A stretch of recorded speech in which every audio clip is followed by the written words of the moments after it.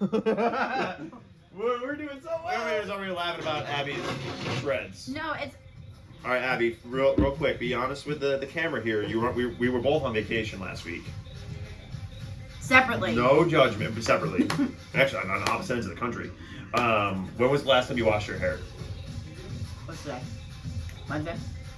You have to think about the day that it is. Isn't it the first day of fall? November 21st? Yeah. Wednesday? Who's Wednesday? Tuesday. Oh, not yesterday. Of last week. Of last week, 8 days. Is that normal? Yeah, you're not supposed to wash your hair every day. Well, because you have short hair. Do you know how long, hard it is to wash and brush my hair? It takes a really long time. We're rolling. All right, first question. How are you so happy all the time? We'll go to Gail first. Well, first of all, I wouldn't say I'm happy all the time. Definitely human. I think one is the first thing that comes to mind, and we talked about this before. We've created a space where all the people that come through these doors deserve us at a high level where they are seen and heard and felt, and a place where they come, they start their day, they have a middle part of their day, or they end their day with something that makes them feel amazing. So, we, a standard as coaches, hold ourselves to this high level of, we want to make sure that everybody that comes through the doors feel amazing, and so it's just the energy that we provide, and that's the first thing that comes to mind. Would you agree? Yeah, I think we talked about who asked you this question and where the context was. We talk about this a lot. I remove a lot of things from my life that don't bring me joy. Yeah. Mm-hmm. I focus on things that bring me joy. One of the big things is what we get to do and how we get to do it. I love what I get to do. Love to jump out of bed.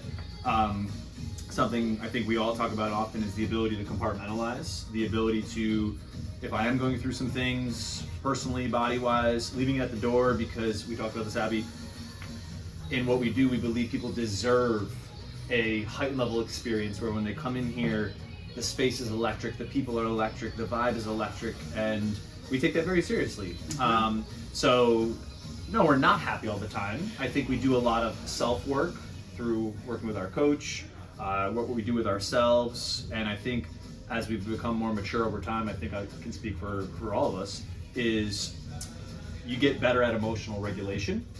I don't allow much to bring me to a 10, where maybe a former version of self that would be much easier, and that's just putting in the work. So, those are my thoughts. I highly agree with the cutting the things out that don't make you happy. Magnify your joy. Yeah, for sure. I focus. I think something keeps me in a really happy headspace a lot, or at least in a neutral or a positive headspace. Gail and Sean, yes, and Peter is what can I control versus what I can't control. I just spend a lot of time on things I can't control, and that includes cutting things out that don't bring me joy, or things that don't put me in a neutral, a positive space. Mm-hmm. But also too, I'll be the first to admit it. Yeah, I'm not happy all the time. There's mornings I wake up and I'm like, all right, gotta do this thing again, right? But just reminding myself that it's all a gift. There's people who would, trade spots in an instant, be able to, hey, come, to share in something that they love, so I just remind myself, hey, it's all a gift. It's an opportunity to lead, to be with people that I care about now, that I love, to sharing something that I love, and that puts me more often than not in a space where I'm like, you can do this, and this is okay. It's the power through stuff. Mm-hmm. I think too, I was thinking when you were talking, Nolan, there was a point where, a couple years ago, you both were coaching, but you had some side jobs, and we talked about how do we, do we want to move to coaching full time, and how do we do that for the, the purposes of that's not bringing me joy. And I think, you talked about this, you did the super high, search for high money and positions, and oh, that didn't bring me joy. Or just endlessly, maybe giving myself in pursuit of this job and showing up for people to, whether it was economics or just to help. And maybe that did and that didn't. And I think just getting a little bit more clear on like what does make me happy and going towards that.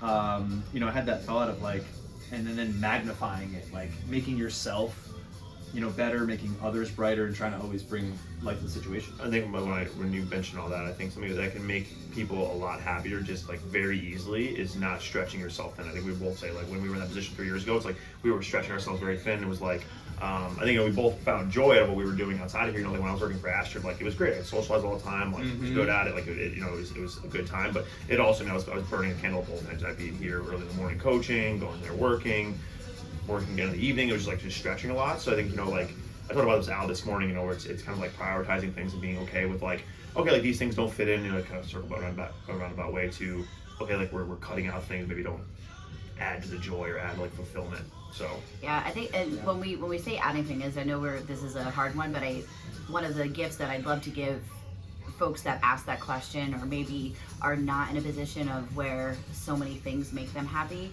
is what is one thing that you can do every single day that you look forward to. And last night I'm having dinner with Sean, and I was like, this is really important to me. It's like really important to me to button up my day sitting down across from you and having dinner. It's like the days that I don't have that, it's like almost like so I get to cherish this thing. Yeah, so that's just like one thing that I was, and amongst many that I'm like, this is what I want to be able to do at least once, 2 or 3 times a week. Check this out too. In morning work, I've listened to this and I was like, this really hit home for me. And I think this is something we've all shifted towards and gotten a lot better at. If you think of the 3, like the way these were coined were like constellations. There's self, there's relationships, and then there's work. Just kind of equate those 3.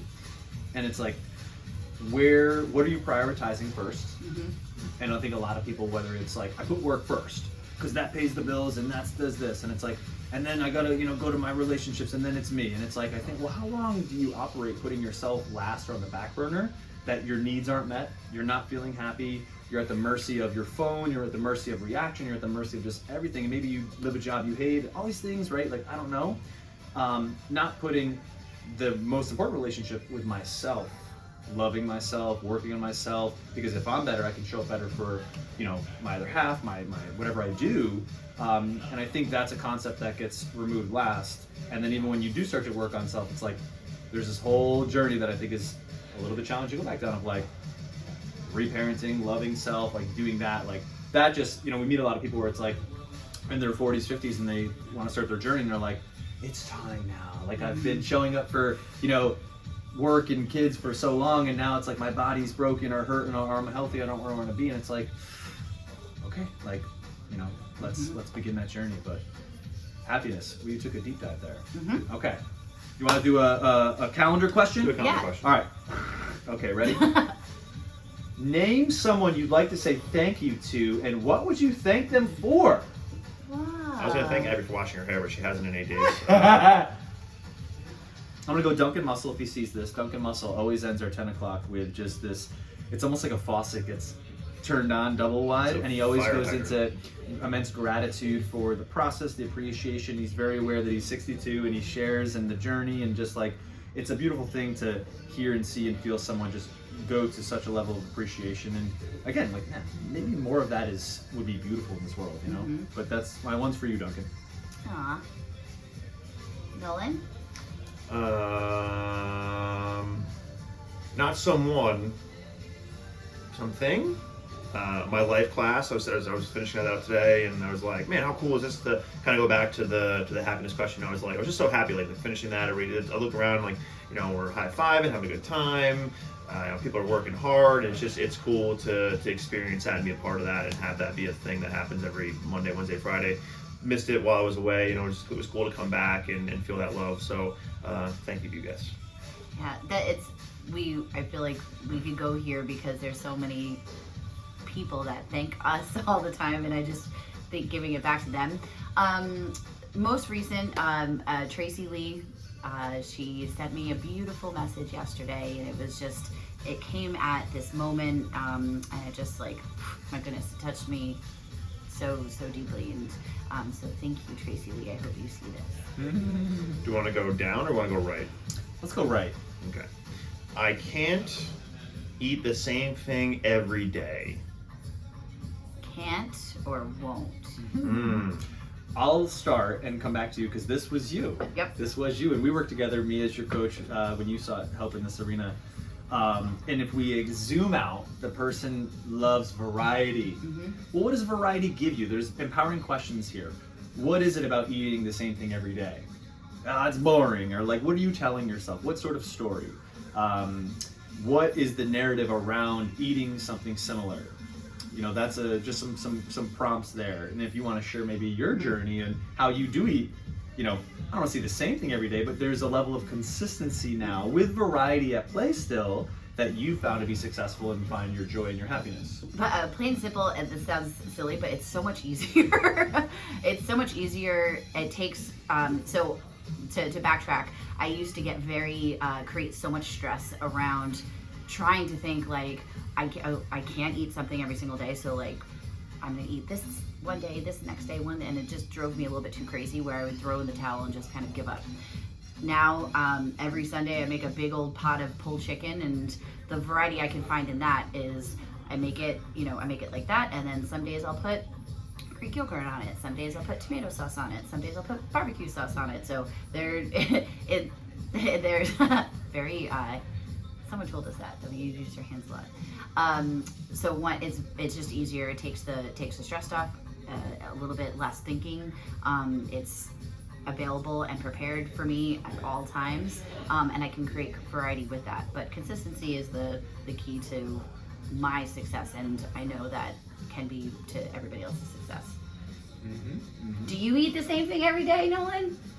Yeah. So there's two things that stick out here. One, vocabulary is very important. Can't and won't. Choose your words very wisely. It's not that you can't, it's that you won't. And I think Sean said this before. It's like the story you're telling yourself. The story that I tell myself with food is that it's a means to an end for me. Like performance is very important and like how my body feels. So for me, it's very easy to eat the same things over and over again. I probably go through 6 pounds of ground turkey a week, so I just eat that twice a day in different forms. But it's a means to an end, right? So it's kind of backtracking. It's okay, like what purpose does food serve? If you're somebody who enjoys variety and having those things, okay, then you need to find the ways to fulfill that. But sometimes, you know, the consistency, the building the habit of eating the same thing over and over time can lead you to the places you want to get to with like your body, your performance, and aesthetics and things like that. But yeah, I eat the same thing over and over and over again. Overnight oats in the morning, ground turkey and rice after training at 10 o'clock, some sort of proteins, carb, veggie in the evening, with probably some sort of like bar in the middle of the day. It's like 6 days a week. That's the same thing. I have a yogurt every single morning, chicken and rice for lunch, and then some sort of protein and vegetable, very minimal carbs at dinner. Yeah, you know, you alluded there, like you have a framework, which is beautiful.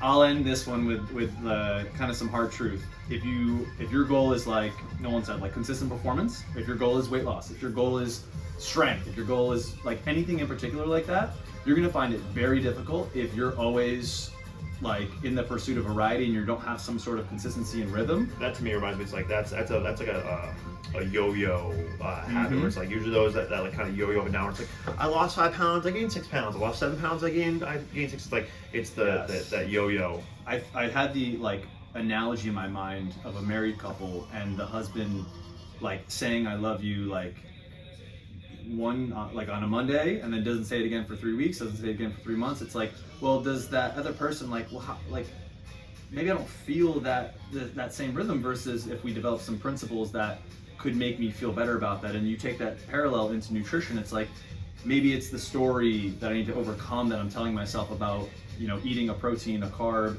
and a healthy, you know, veggie and some fats every day. Like you mentioned, a framework. And then I begin to work to improve that if my goal is X, because it's going to be very challenging if you're always eating out or some sort of like different variety stimulus day to day. And I think you relate to that struggle like back in the day, you know? Calendar question.